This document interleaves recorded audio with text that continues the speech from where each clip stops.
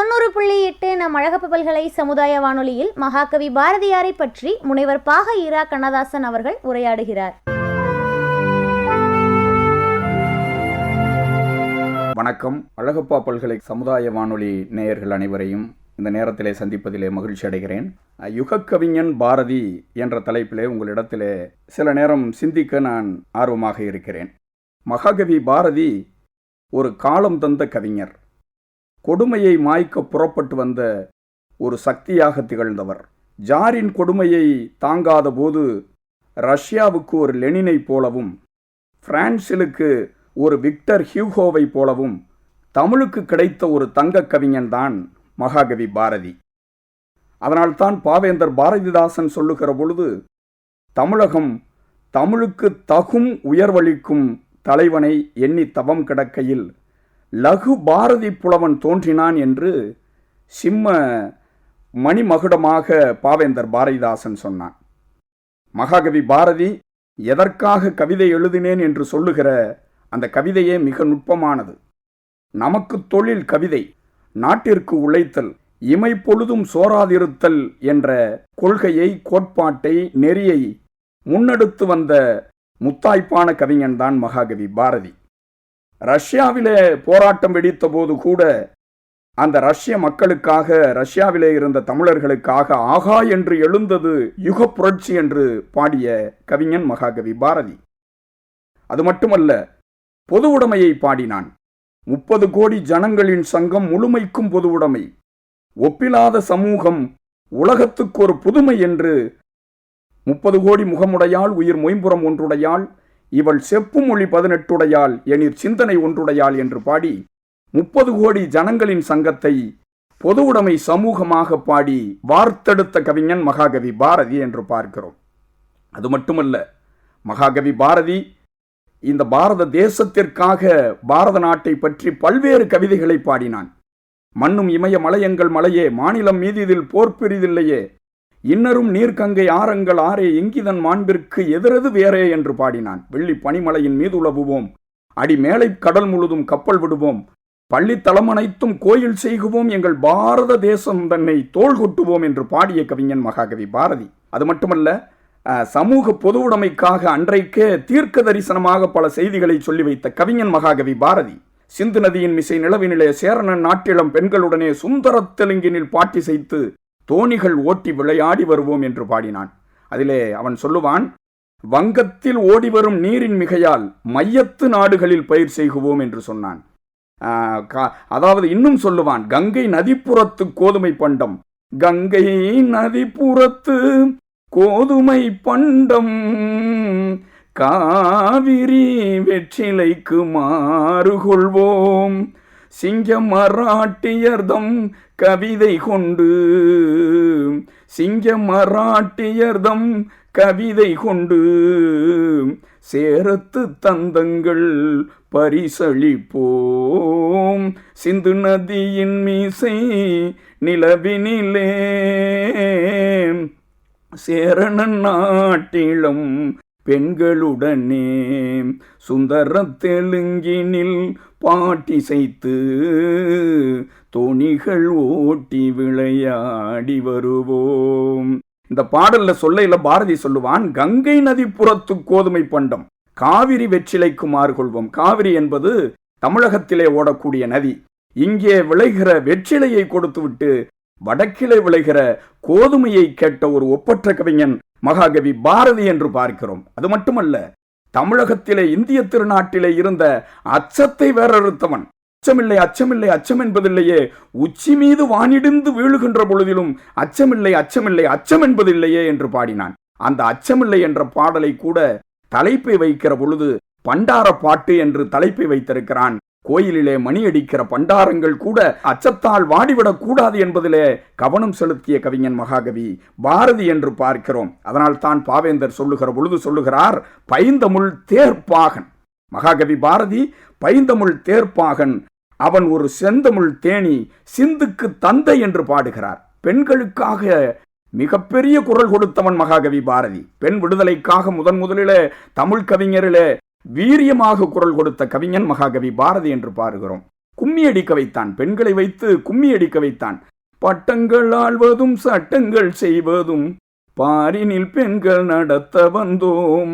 எட்டும் அறிவினில் ஆணுக்கிங்கே பெண் இழைப்பிள்ளை காணென்று கும்மியடி.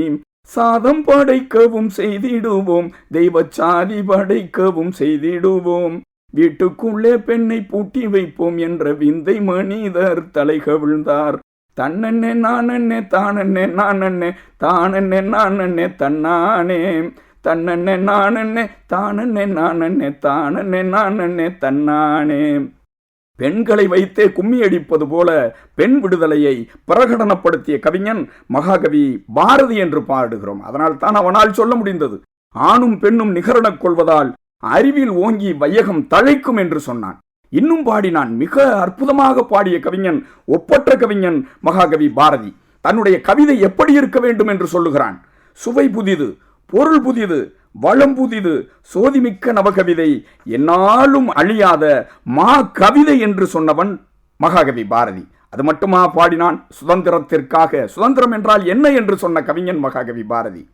எங்கும் சுதந்திரம் என்பதே பேச்சு, எங்கும் சுதந்திரம் என்பதே பேச்சு, நாம் எல்லோரும் சமம் என்பது உறுதியாச்சு என்று சுதந்திரம் என்றால் என்னவென்று சொல்லித்தந்த கவிஞன் மகாகவி பாரதி என்று பார்க்கிறோம். அது மட்டுமல்ல, புதிய புதிய விதிமுறைகளை சொன்னான், புதிய விதிகளை படைத்தான். இனி ஒரு விதி செய்வோம், இனி ஒரு விதி செய்வோம், அதை எந்த நாளும் காப்போம். தனி ஒரு மனிதனுக்கு உணவில்லை என்றால் ஜகத்தினை அழித்திடுவோம் என்று பாடிய ஒப்பற்ற கவிஞன் மகாகவி பாரதி என்று பார்க்கிறோம். சுதந்திரத்தை பற்றி மேலும் சொல்லுகிறானே, தண்ணீர் விட்டா வளர்த்தோம் சர்வேசா இப்பயிரை, கண்ணீரால் காத்தோம் கருக திருவுளமே என்று பாடிய கவிஞன் மகாகவி பாரதி என்று பார்க்கிறோம். அண்ணல் காந்தியை பற்றி பாரதி பாடியிருக்கிறார். காந்தியை பற்றி சொல்லுகிற பொழுது சொல்லுகிறான் பாரதி, தாழ்வுற்று வறுமை மிஞ்சி விடுதலை தவறி கெட்டு பாழ்பட்டு நின்றதாமோர் பாரத தேசம் தன்னை வாழ்விக்க வந்த காந்தி என்று மகாத்மாவை பற்றி மகாகவி பாரதி பாடியிருக்கிறார் என்று பார்க்கிறோம். அவன் பாடிய கவிதை உண்மையிலேயே என்று தனியும் எங்கள் சுதந்திர தாகம் என்று சொன்னான், என்று மடியும் எங்கள் அடிமையின் மோகம் என்று பாடினான். கண்ணனை பற்றி பாடுகிற பொழுது, பாயுமொழி நீ எனக்கு, பார்க்கும் விழி நான் உனக்கு, தோயும் மது நீ எனக்கு, தும்பியடி நான் உனக்கு, வீணையடி நீ எனக்கு, மீட்டும் விரல் நான் உனக்கு. புதிய சந்தங்களை பாடினான். எந்தையும் தாயும் மகிழ்ந்து குழாவி இருந்ததும் இந்நாடே, அதில் முந்தைய 1000 ஆண்டுகள் வாழ்ந்து முடிந்ததும் இந்நாடே என்று மகாகவி பாரதியினுடைய கவிதை. இன்னும் சொல்ல வேண்டும், மனிதர் உணர்வை பற்றி பாடிய கவிஞன் மகத்தான கவிஞன் பாரதி. மனிதர் உணவை மனிதர் பறிக்கும் வழக்கம் இனி உண்டோ என்று கேட்டான். மனிதர் நோகம் மனிதர் பார்க்கும் வாழ்க்கை இனி உண்டோ என்று சொன்னான். அவன் சொல்லுகிறான், எல்லாரும் எல்லா பெரும் செல்வம் எய்தலாலே எங்கு இல்லானும் இல்லை உடையானும் இல்லை என்று கம்பன் பாடினானே, அதை போல இந்த தேசத்திலே வறுமை யாருக்கும் வந்துவிடக் கூடாது என்று நினைத்த கவிஞன் மகாகவி பாரதி. பட்டுக்கோட்டை எழுதுவார், காடு விளைஞ்சன மச்சான் நமக்கு கையுங்காலும் தானே மிச்சம். அதுக்கடுத்து அவன் சொல்லுவேன், காடு விளையட்டும் பொண்ணே நமக்கு காலம் இருக்குது பின்னே. அவ கேட்பா, மாட ஓலச்சவன் வாழ்க்கையிலே பசி வந்திட காரணம் என்ன மச்சான். அதுக்கு அவன் சொல்லுவேன், அவன் தேடிய செல்வங்கள் சீமான் வீட்டிலே சேர்வதினால் வந்த தொல்லையடி. அப்பவும் அவ விடமாட்டா, பஞ்சப்பராரிகள் வாழ்க்கையிலே பசி வந்திட காரணம் என்ன மச்சான். அதுக்கு தான் ஒரு முடிவா சொல்லுவார் பட்டுக்கோட்டை, தீனம் கஞ்சி கஞ்சி என்றால் பானை நிறையாது, சிந்தித்து முன்னேற வேணுமடி, சிந்தித்து முன்னேற வேணுமடி என்று சொல்லிவிட்டு, சும்மா கிடந்த நிலத்தை கொத்தி சோம்பல் இல்லாம ஏர் நடத்தி கம்மா கரையை ஒசத்தி கட்டி கரும்பு கொள்ளையில் வாய்க்கால் நட்டு சம்பா பயிரை பறிச்சு நட்டு தகுந்த முறையில் தண்ணீர் விட்டு நெல்லும் விளைஞ்சிருக்கு வரப்பு உள்ள மறைஞ்சிருக்கு என்று எழுதிய பட்டுக்கோட்டை எழுதிய கவிதைக்கு முன்பாகவே மகாகவி பாரதி, எட்டயபுரத்து எழுச்சி கவிஞன் முண்டாசு கவிஞன் பாரதி சொன்னான், இந்த உலகத்திலே கஞ்சி இல்லை என்று சொன்னால் கதறாதீர்கள், கஞ்சி குடிப்பதற்கு இலார், கஞ்சி குடிப்பதற்கு இலார், அதன் காரணமும் யாரும் அறிகிறார் என்று இந்த தேசத்திலே உழைப்பிற்கு ஏற்ற அங்கீகாரம் இல்லாத தேசத்தை பார்த்து வேதனையோடு வெம்பி பாடிய கவிஞன் மகாகவி பாரதி. அது மட்டுமல்ல, தமிழுக்காக அவன் பாடிய கவிதைகள் ஏராளம். அவன் சொல்லுகிறான், பாப்பாவிற்கு சொல்லுகிற பொழுது சொல்லுகிறான், ஓடி விளையாடு பாப்பா ஓய்ந்திருக்கல் ஆகாது பாப்பா, கூடி விளையாடு பாப்பா ஒரு குழந்தையை வையாதே பாப்பா என்று சொல்லிவிட்டு அவன் சொல்லுகிறான், சொல்லில் உயர்வு தமிழ் சொல்லே என்று சொல்லி வைத்தான். பாதகம் செய்பவரை கண்டால் பயம் கொள்ளல் ஆகாது பாப்பா, மோதி அழித்து விடு பாப்பா, அவர் முகத்தில் உமிழ்ந்து விடு பாப்பா என்று குழந்தைகளுக்கு வீரப்பால் ஊட்டிய கவிஞன் மகாகவி பாரதி. மனிதர்களுக்குள்ளேயே 1000 ஜாதி பார்க்கிற பொழுது மகாகவி பாரதி காக்கையையும் குருவியையும் என்னுடைய ஜாதி என்று சொன்னான். காக்கை குருவி எங்கள் ஜாதி, காக்கை குருவி எங்கள் ஜாதி. அதோடு நிறுத்தி இருந்தான்னா கூட அவன் மகாகவி என்று சொல்ல முடியாது. அடுத்த வரியிலே சொல்லுகிறான், உணர்ச்சியற்ற பிண்டமாக இருக்கக்கூடிய மலையை கூட எங்கள் கூட்டம் என்று சொன்ன கவிஞன் மகாகவி பாரதி. காக்கை குருவி எங்கள் ஜாதி, கடலும் மலையும் எங்கள் கூட்டம் என்று சொன்னான். உண்மையிலேயே இந்த காக்கையும் குருவியும் சாதாரணமாக இறந்து கிடப்பதை கூட தோள்களிலே கட்டி கொண்டு வந்து புதைத்த கவிஞன், மனிதாபிமானமான கவிஞன் மகாகவி பாரதி என்று பார்க்கிறோம். திருவல்லிக்கேணியிலே ஒரு முறை வீட்டை விட்டு வெளியே வருகிற பொழுது ஒரு ஏழை தொழிலாளி, ஏழை ரிக்ஷா தொழிலாளி கிழிந்த சட்டையோடு வந்ததை பார்த்துவிட்டு கண்ணீர் விட்டு கதறிய கவிஞன் மகாகவி பாரதி. தன்னுடைய கோட்டை கலட்டி அப்படியே அந்த ஏழை ரிக்ஷா தொழிலாளிக்கு கொடுத்த கவிஞன் பாரதி என்று சொன்னால் அவன் உலக மகாகவி, அவன் வரகவி. இந்த தேசத்திலே அவன் சொன்னான், வேதியராயினும் ஒன்றே, அன்று வேறு குலத்தினராயினும் ஒன்றே என்று சொன்ன கவிஞன் பாரதி என்று பார்க்கிறோம். காதல் செய்யும் மனைவியே சக்தி கண்டீர், காதலினால் மானுடர்க்கு கலவி உண்டாம், ஆதலினால் காதல் செய்வீர் என்று பாடிய கவிஞன் மகாகவி பாரதி. இன்னும் சொல்ல வேண்டும் என்று சொன்னால் அவன் இந்த தேசத்திலே அவன் எல்லோருக்கும் எல்லாமும் கிடைக்க வேண்டும் என்று விரும்பிய கவிஞன் என்று நான் சொன்னேன். அவன் எழுதுகிறான், வயிற்றுக்கு சோறிட வேண்டும், வயிற்றுக்கு சோறிட வேண்டும், இங்கு வாழும் மனிதர்க்கெல்லாம் என்று சொன்னதோடு விட்டுவிடவில்லை, பயிற்றி பல கல்வி தந்து இந்த பாறை உயர்த்திட வேண்டும் என்று கனா கண்ட கவிஞன் பாரதி இல்லையா? அவர் ஒரு தெய்வீக கவிஞர் என்று அதனால் தான் ராஜாஜி சொன்னார். அதனால்தான் பாரதி கவிதை தாகூரின் கீதாஞ்சலியை விட உயர்ந்தது என்று சில தமிழ் ஆய்வாளர்கள் சொல்லி இருக்கிறார்கள். அவன் மேலும் பாடுகிறான், சுதந்திரம் என்றால் என்ன, குடியரசு என்றால் என்ன என்று இரண்டையும் பிரித்து பார்த்த கவிஞன் பாரதி. நாம் இருக்கும் நாடு நமதென்பது அறிந்தோம், இது சுதந்திரம். அதற்கு அடுத்த வரியிலே பாரதி சொல்லுகிறான், நாம் இருக்கும் நாடு நமதென்பது அறிந்தோம், அது நமக்கே உரிமையாம் என்பது அறிந்தோம் என்று பாடுகிற பொழுது சுதந்திரம் என்றால் என்ன, குடியரசு என்றால் என்ன என்று பிரித்து பார்த்து இனம் கண்ட கவிஞனாக மகாகவி பாரதி இருக்கிறான். புயலை பற்றி பாடினால் புயலாக மாறுகிறான், அன்பை பற்றி பாடினால் அன்பாக மாறுகிறான், அநீதியை எதிர்க்கும் போது கொந்தளிக்கிற கவிஞனாக மாறுகிறான். உண்மையிலேயே எந்த கவிஞன் நவரசங்களையும் மெய்ப்பாடுகளையும் பாட முடியுமோ அவன்தான் உலக மகா கவிஞனாக இருக்க முடியும். அந்த கூறுகள் அனைத்தும் பாரதியிடம் இருந்திருக்கிறது. அதனால் தான் அவனை உலக மகாகவி என்று சொல்லுகிறோம். அஞ்சாமையை பற்றி பாடினான். இந்த தேசத்தை பார்த்து கண்ணீர் வடித்த கவிஞன். நெஞ்சு பொறுக்குதலையே இந்த நிலைகட்ட மனிதரை நினைந்து விட்டால் அஞ்சி அஞ்சி சாவார், இவர் அஞ்சாத பொருளிலே அவனியிலே வஞ்சனை பேய்கள் என்பார், இந்த மரத்தில் என்பார், குளத்தில் என்பார், துஞ்சுது முகட்டில் என்பார், மிக துயர்ப்படுவார், எண்ணி பயப்படுவார் என்று இந்த தேசத்தை பார்த்து கொந்தளித்த கவிஞனாக மகாகவி பாரதி இருக்கிறார். மேலும் வந்தே மாதரம் என்றால் என்ன என்பதற்கு பொருள் கூற சொல்லித் தந்த கவிஞன் மகாகவி பாரதி. வந்தே மாதரம் என்றால் என்ன? பாரதி சொல்லுகிறான், வந்தே மாதரம் என்போம், வந்தே மாதரம் என்போம், எங்கள் மாநிலத்தாயை வணங்குதும் என்போம் என்று வந்தே மாதரம் என்பதற்கு கூட பொருளை சொல்லி தந்த கவிஞன் மகாகவி பாரதி என்று பார்க்கிறோம். நான் ஏன் அதிசயித்து பார்க்கிறேன் பாரதியை என்று சொன்னால், ஆத்திசூடியை பாடுகிற பொழுது கூட மற்றவர்களிடமிருந்து வேறுபட்ட கவிஞனாக பாரதி இருக்கிறான். மற்றவர்களெல்லாம் புல்மடங்க நடக்காதே, பொறுமையாயிரு, போர் தொழில் பொறியியல், முனைமுகத்து நெல்லேல், வெட்டன பேசேல், தொன்மை மறவேல், ஞாப்போல் வளை என்று ஆத்திசூடி பாடுகிற பொழுது பாட்டுக்கொரு புலவன் பாரதியினுடைய ஆத்திசூடி வேறுபட்டதாக இருக்கிறது. அச்சம் தவிர், ஆண்மை தவறேல், கூடி தொழில் செய், சாவதற்கு அஞ்சேல், புதியன விரும்பு, பொய்மை இகழ், உலோக நூல் கற்றுணர். நன்றாக பாருங்கள், உலோக நூல் கற்று உணர் என்று வானவியலை பாடிய கவிஞன். வீரியம் பெருக்கு என்று சொல்லுகிறான், வெடிப்புற பேசு என்று சொல்லுகிறான். இப்படி செம்மாந்த கவிஞனாக சிந்தனை திறனிலே உயர்ந்திருந்த கவிஞன் மகாகவி பாரதி என்று பார்க்கிறோம். இந்த தேசத்திலே எல்லா பாடுபொருளையும் மகாகவி பாரதி பாடியிருந்தாலும் கூட தாலாட்டை மற்றும் அவன் பாடாத கவிஞனாக இருக்கிறான். ஏன் தெரியுமா? விடுதலை போராட்ட காலத்திலே பாடிக்கொண்டிருந்த மகாகவி பாரதி மேலும் தாலாட்டு பாடினோம் என்று சொன்னால் இந்த தேசம் மறுபடியும் தூங்கிவிடுமே என்ற காரணத்தினால் தாலாட்டை மட்டும் பாடாத கவிஞனாக மகாகவி பாரதி இருக்கிறான். பாரதிக்கு எத்தனையோ பேர் ஞானத்தை தந்திருந்தாலும் பாரதியினுடைய வாழ்க்கையிலே குள்ளச்சாமியார் என்று ஒருவர் இருந்தார். புதுச்சேரியிலே பாரதி இருக்கிற பொழுது குள்ளச்சாமியார் என்ற ஒருவரோடு மகாகவி பாரதிக்கு தொடர்பு இருந்தது. ஒரு முறை நான் காளியை பார்க்க வேண்டும், காளியை பார்க்க வேண்டும் என்று பாரதி காளியை பார்க்க துடித்த போது எதிரே குள்ளச்சாமியார் வருகிறார். அந்த குள்ளச்சாமியாரிடம் பாரதி நான் காளியை பார்க்க வேண்டும் என்று சொல்லுகிறார். உடனே அந்த குள்ளச்சாமியார் பாரதியை அழைத்து கொண்டு ஒரு கேணியை நோக்கி செல்லுகிறார்.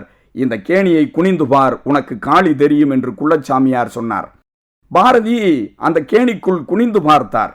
உண்மையிலேயே காளி தெரிந்தால் அதிசயித்தார், ஆனந்தித்தார் மகாகவி பாரதி. குள்ளச்சாமியாரை பார்த்து பாரதி கேட்டார், சாமி, நீங்கள் இவ்வளவு ஞானமிக்கவராக இருக்கிறீர்களே, ஒரு பராசக்தியை மாகாளியை எனக்கு காட்டுகிற வல்லமை உங்களிடத்திலே இருக்கிறதே, அப்படி இருக்கிற பொழுது நீங்கள் ஏன் அழுக்கு மூட்டையோடு, நீங்கள் ஏன் இப்படி கந்தலாக திரிகிறீர்கள் என்று பாரதி கேட்டபோது குள்ளச்சாமியார் சொன்னார், சில பேர் வெள்ளை ஆடையோடு வருவார்கள், ஆனால் மனமெல்லாம் அழுக்காக இருக்கும். ஆனால் நான் மனத்திலே தூயவனாக இருக்கிறேன், ஆடை கிழிவாக இருக்கிறது, அதற்காக கவலை இல்லை. ஒரு மனிதன் ஆடையிலே நிர்ணயிக்கப்படுகிறவன் இல்லை, அகத்தால் குளிர்ந்தவனாக, அகத்தால் வெள்ளை உள்ளம் படைத்தவனாக இருக்க வேண்டும் என்று பாரதிக்கு ஞானத்தை ஊட்டிய சாமியாக குள்ளச்சாமியார் திகழ்கிறார். இதைத்தான் வள்ளுவ பேராசான் சொன்னார், புறந்தூய்மை நீரால் அமையும், அகந்தூய்மை வாய்மையால் காணப்படும் என்று சொன்னார். வறுமையிலே உந்தப்பட்ட போது கூட தன்னுடைய நிலை மாறாத கவிஞன் மகாகவி பாரதி. ஏன் சொல்லுகிறேன் என்று சொன்னால், ஒரு முறை சுதேசமித்திரன் அலுவலகத்திலே வேலை பார்த்துவிட்டு குறைவான சம்பளத்தை வாங்கி கொண்டு வீட்டிற்கு வருகிறார். திருவல்லிக்கேணி வீட்டிற்கு வருகிற பொழுது ஒரு புல்லுக்கட்டு ஒன்று 50 காசுக்கு வாங்கிட்டு வந்தாராம். ஏன்னு கேட்டா, அவர் அங்கங்க கடன் வாங்கி வச்சிருப்பார். அந்த கடன்காரங்கெல்லாம் வந்து கேட்பாங்களே அப்படின்னு சொல்லிட்டு அந்த புல்லுக்கட்டை அப்படியே கண்ணை மறைச்சுக்கிட்டு தன்னுடைய இல்லத்திற்கு வந்த போதும் கூட பாரதி என்ன பாடல் எழுதினான் என்று சொன்னால், எத்தனை கோடி இன்பம் வைத்தாய் இறைவா என்று அவனால் பாட முடிந்தது. வறுமைப்படுகிற பொழுதும் கூட. ஏன், செல்லம்மாளே இதற்கு உதாரணம். செல்லம்மா என்ன பண்ணுவாங்க, பக்கத்து வீட்டிலாம் போய் அரிசியை கொஞ்சம் கொஞ்சமாக கடை வாங்கி ஒரு ஓலை கொட்டானில் கொண்டாந்து அப்படி வச்சுட்டு சமைக்கிறதுக்கு வேற காய்கறி ஏதாவது கிடைக்குமான்னு அந்த அம்மா கடை வாங்க போகையில் அந்த அரிசியவும் அள்ளி இறைச்ச கவிஞன் பாரதி இல்லையா? அப்படி அள்ளி இறைச்சிட்டு காக்கை குருவி எங்கள் ஜாதின்னு சொன்னார். செல்லம்மா வந்தாங்க. செல்லம்மா வந்ததுக்கு பின்னாடி எங்கெங்க இங்கே அரிசி வச்சிருந்தனே எங்கன்னு கேட்டபோது அப்படியே செல்லம்மாளை அணைத்து கொண்டு, செல்லம்மா செல்லம்மா, நோக்கும் நேக்கும் தான் பசிக்கும்னு நினச்சேன் செல்லம்மா, இந்த காக்கைக்கும் குருவிக்கும் கூட பசிக்குது செல்லம்மா, அதனால தான் அள்ளி போட்டுட்டேன்னு சொல்லிட்டு செல்லம்மாவை அப்படியே செல்லமாக அணைத்து கொண்டு அந்த வீட்டுக்கு உள்ளே போய் ஒரு பானையிலிருந்து செம்புல தண்ணியை மோந்து இவர் கொஞ்சம் குடிச்சிட்டு பாரதி கொஞ்சம் குடிச்சிட்டு செல்லம்மாளுக்கும் கொஞ்சம் குடிச்சிட்டு, செல்லம்மா கோச்சுக்கிறாத செல்லம்மா என்று சொல்லிவிட்டு எத்தனை கோடி இன்பம் வைத்தாய் இறைவா என்று பாட முடிந்தது என்று சொன்னால், உண்மையிலேயே உலக மகா கவிஞன் மகாகவி பாரதியாராகத்தான் இருக்க முடியும் என்று சொன்னால் அதை யாராலும் மறுத்துவிட முடியாது. அவன் அளவிற்கு விடுதலை போராட்டத்தை சிந்தித்த கவிஞர்கள் யாரும் இருந்துவிட முடியாது. அதனால் தான் மகாகவி பாரதி பாஞ்சாலி சபதத்திலே எழுதுகிற பொழுது, பாஞ்சாலி சபதம் பாரத மாதாவினுடைய சபதம். இந்த தேசத்திலே துச்சாதனன் திரௌபதியை இழுத்து கொண்டு வருகிற பொழுது, நட்ட நடுவிலே இழுத்து கொண்டு வருகிற பொழுது யாரும் கேட்பதற்கு திராணியற்று இருந்தார்கள். இதை உருவகப்படுத்துகிறான். அப்படித்தான் பரங்கியர்கள் நம்மை ஆட்சி செய்கிற பொழுது யாரும் கேட்பதற்கு துப்பு இல்லையே என்று சொல்ல முற்பட்ட கவிஞன் துச்சாதனன் திரௌபதியை இழுத்து கொண்டு செல்லுகிற பொழுது அதை உருவகப்படுத்தி பாடுகிறான். நெட்டை மரங்கள் என நின்று புலம்புகின்றார், நெட்டை மரங்கள் என நின்று புலம்புகின்றார், பெட்டை புலம்பல் பிறர்க்கு துணையாமோ என்று வார்த்தையில் கூட வலிமையை சேர்த்து இந்த தேசத்தை சுட்டி காட்டிய கவிஞன் மகாகவி பாரதி என்று பாடுகிறோம். இன்றைக்கும் நமது உள்ளத்திலே நிலைத்திருக்கிற கவிஞனாக மகாகவி பாரதி இருக்கிறார் என்று சொன்னால், நிச்சயமாக அவனிடத்திலே புதிய சந்தங்கள், புதிய கும்மி, புதிய மெட்டு, சொல்ல தெரிந்த ஞானம் எல்லாம் இருந்த காரணத்தினால் தான் உழவர்களை நேசித்தான். உழவுக்கும் தொழிலுக்கும் வந்தனை செய்வோம், உழவுக்கும் தொழிலுக்கும் வந்தனை செய்வோம், வீணில் உண்டு கழித்திருப்போரை நிந்தனை செய்வோம் என்று பாடிய கவிஞன் மகாகவி பாரதி. அதனால்தான் காலம் கடந்து இன்றைக்கும் நம்மிடத்திலே வாழ்ந்து கொண்டிருக்கின்ற வரகவியாக மகாகவி பாரதி திகழ்ந்து கொண்டிருக்கிறான். வானம் நிரந்தரம், வையம் நிரந்தரம், கானம் நிரந்தரம், தமிழ் கவிதை நிரந்தரம். அதிலே பாரதியினுடைய காலம் என்பது, பாரதியினுடைய கவிதைகள் என்பது அழியாத சித்திரமாக நம்மிடத்தில் பத்திரமாக இருந்து நிலவும். செங்கதிரில் ஒளி இருக்கும் நாட்கள் தோறும் சிறப்பான பாரதியினுடைய புகழ் இருக்கும். பொங்கு நிலா ஒளியினிலே குளிர் இருக்கும் வரை, பொழுது வரை பாரதியினுடைய பேச்சிருக்கும். தங்குதடை ஏதுமில்லாத அருவி போல தங்க கவிஞன் பாரதியினுடைய குரல் நிலைத்து கொண்டே இருக்கும் என்பதாக சொல்லி, அழகப்பா பல்கலை வானொலி நேயர்களுக்கும் வாய்ப்பளித்த பேராசிரியர் பெருந்தகை தமிழ்துறை தலைவர் ஐயா முனைவர் ராஜாராம் ஐயா உள்ளிட்ட அத்துணை பேருக்கும் நன்றியை தெரிவித்து விடைபெறுகிறேன். வணக்கம், நன்றி.